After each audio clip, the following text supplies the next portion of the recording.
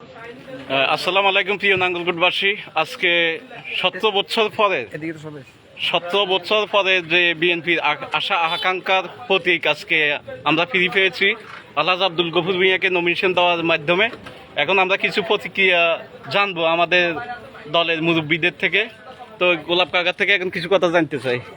ধন্যবাদ জনাব তারেক রহমান সাহেব, ধন্যবাদ আমাদের দেশ নেত্রী গণতন্ত্র মা খালেদা জিয়াকে, ধন্যবাদ মির্জা ফখরুল ইসলাম আলমগীরকে, এবং কি ধন্যবাদ কুমিল্লা জেলা কমিটিকে, আমাদের নাঙ্গলকোটের যিনি সর্বোচ্চ জনসমর্থন নিয়ে রাজনীতিতে এগিয়ে আছেন, সুবিচার করেছেন এবং ন্যায় বিচারের প্রতীক।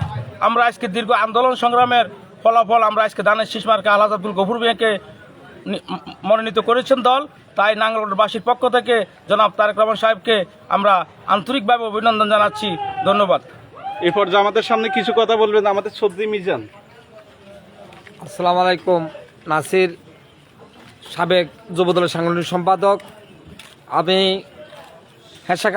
সাতলং হেসাকাল ইউনিয়নের বিএনপি প্রচার সম্পাদক, এবং আমার সাথে আছেন এই হেসাকাল ইউনিয়নের বিএনপির সহসভাপতি জনাব একরাম ভাই, এবং আমার 2 নম্বর ওয়ার্ড বিএনপির সাধারণ সম্পাদক আমার ছোট ভাই গোলাপ, এবং আমাদের মাহবুব আমার কাকা, উনি এই আমাদের ইউনিয়ন কমিটির সহসাংগঠনিক সম্পাদক। এবং আজকে আমরা খুব আনন্দিত, এই 17 বছর আলহাজ আব্দুল গফুর ভূঁইয়া নেতৃত্বে আমরা বিএনপি, ছাত্রদল, শ্রমিক দল, যুব দল ঐক্যবদ্ধ। ইনশাল্লাহ